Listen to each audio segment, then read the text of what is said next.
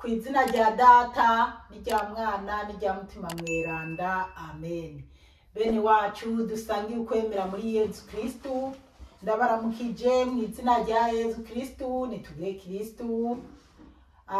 Imbere yuko dusabikanye ijambo ry'Imana, ndagira mbanze ndabisigure ko hari haheze iminsi ukwezi n'indwi irenga ntariko ndakora ubutumwa bwiza, kubera nari nafashe urugendo nagiye mu Burundi gutembera mu gihugu cyanje cy'amavukiro, kandi ndashimira Imana ko byagenze neza mu rugendo nagize. Naranahungukiye inshuti nyinshi, ego ndashima Imana cyane. Rero nari nzi ko nari kuza nakomeza ubutumwa mu Burundi, ariko byarangoye kuko amarezo kenshi arabura, ahandi naho ugasanga umuriro muri telefone urabuze kubera amatara aba yabuze aho umuntu aba ari canke aba abaye. Ego ariko ndashimira Imana gose urugendo rwanje rwagenze neza, na cane cane ko naba nitwararitse ko nasize abana bakiri bato muhira, ariko bakuru babo barabitayeho, sanga no muhira bimeze neza. Imana yacu ihabwa icyubahiro. Rero tugiye gusabikanya ijambo ry'Imana dusanga muri Bibiliya mu Njiri ya Luka ku kigabane cyaho cy'8, duhereye ku karongo ka mbere kugeza ku karongo ka 4. Ijambo ry'umutwe riravuga ngo abagore bagendanira Yezu.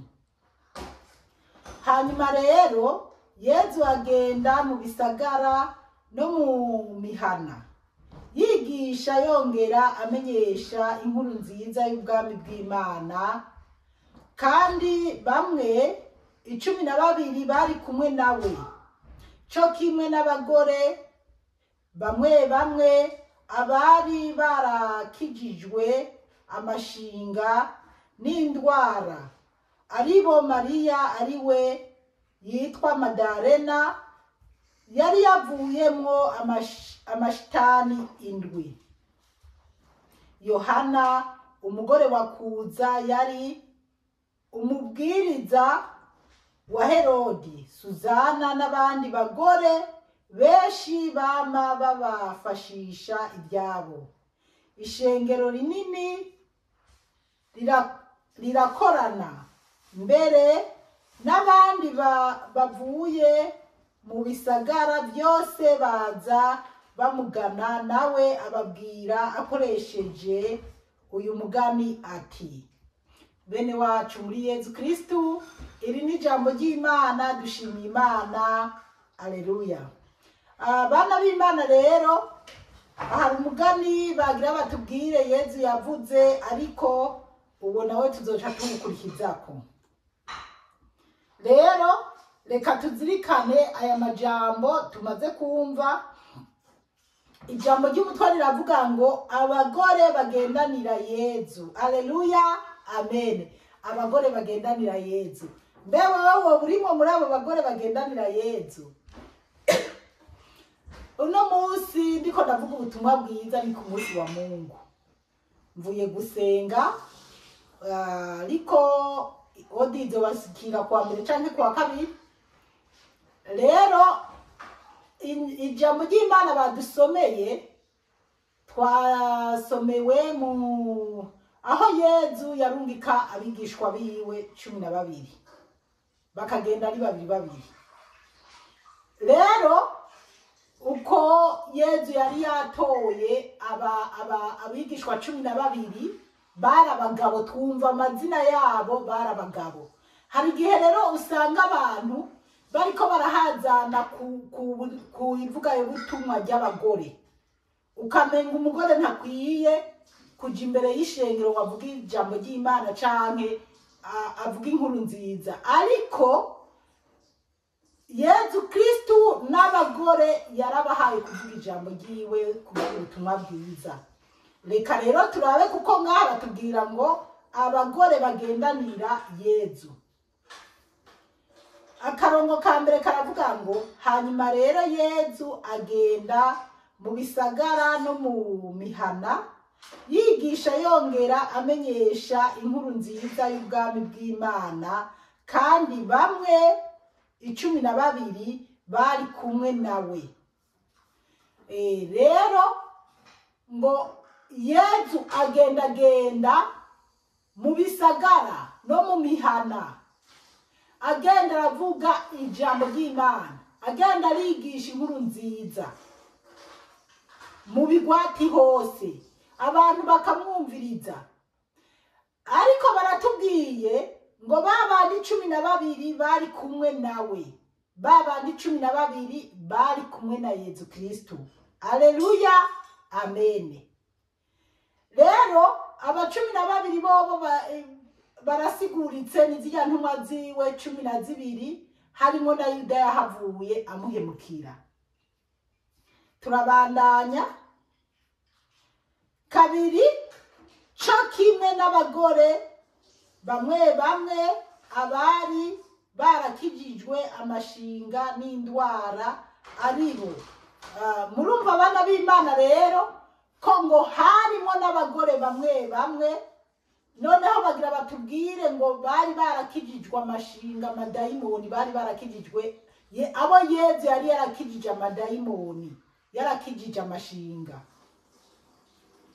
Aribo Mariya ariwe yitwa Madarena, yari yavuyemwo amashitani 7.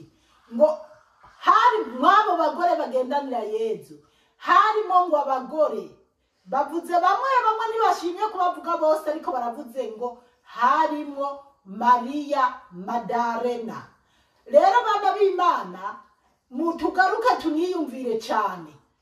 Nyimba bavuze Mariya Madarena yagendanira Yezu, ariwe uwo Mariya Madarena yari yarakuwemwo ajya amashinga canke ajya amadayimoni 7, amashitani 7 yari yaramwiziziye.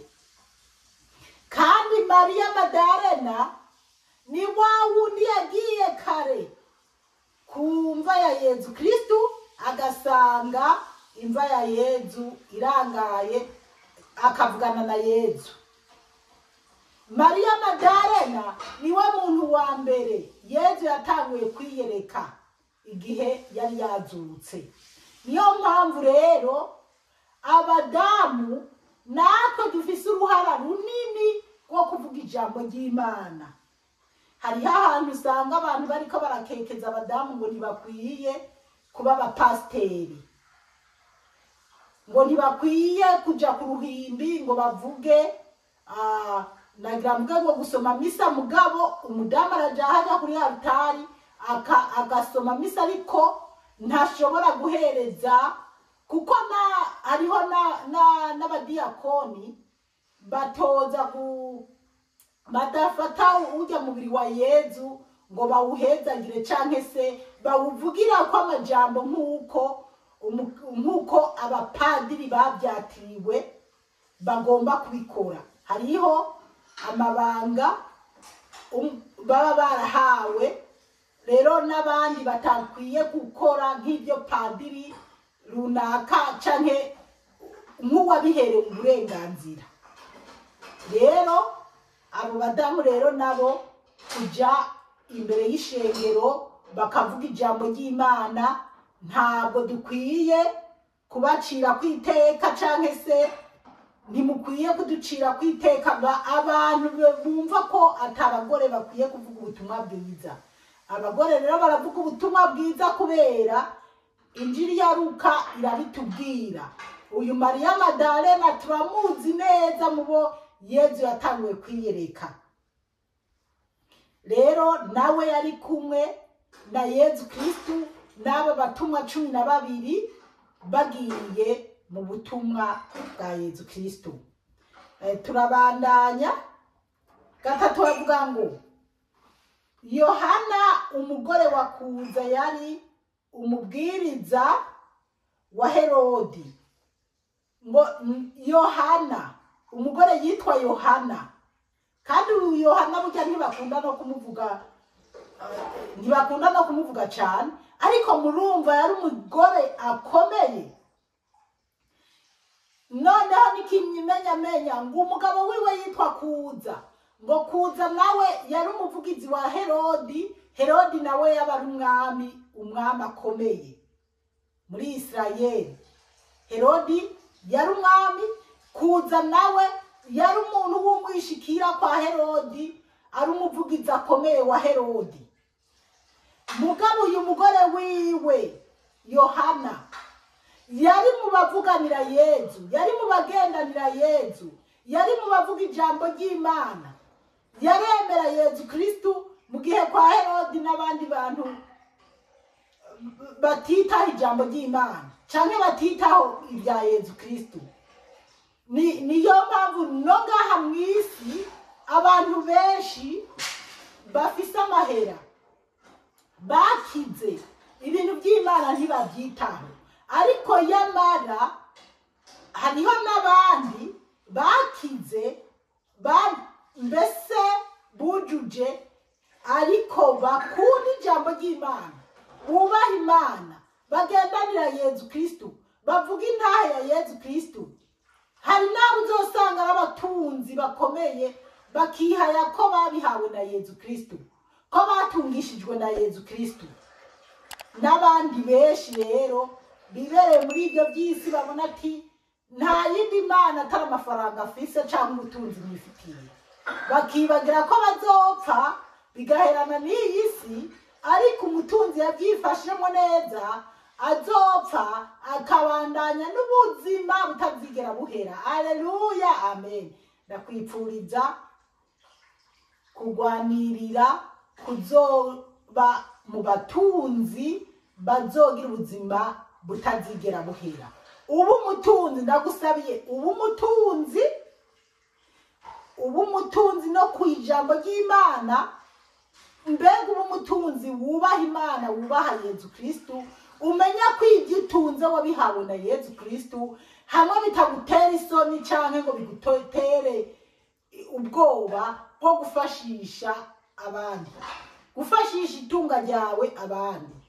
Birababaje kuba umuntu w'umutunzi afise amaetaje n'amaetaje, mugabo akaba atokuramwo imiliyoni 1 canke 2 ngo yubaka akazu kabayabaye agashiremo umukene.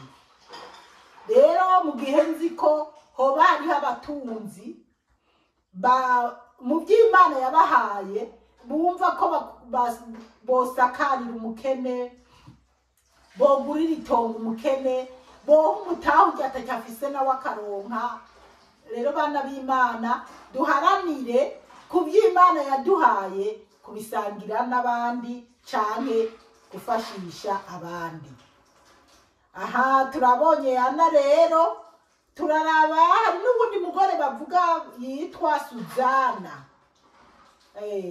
Suzana n'abandi bagore benshi bama babafashisha ibyabo. N'ubundi mugore yitwa Suzana ngo n'abandi bagore benshi bama babafashisha ibyabo. Abo bagore benshi ngo bama babafashisha ibyabo n'abafata itunga bari bafise bagafasha Yezu n'ababigishwa abandi 12 bagendana na Yezu.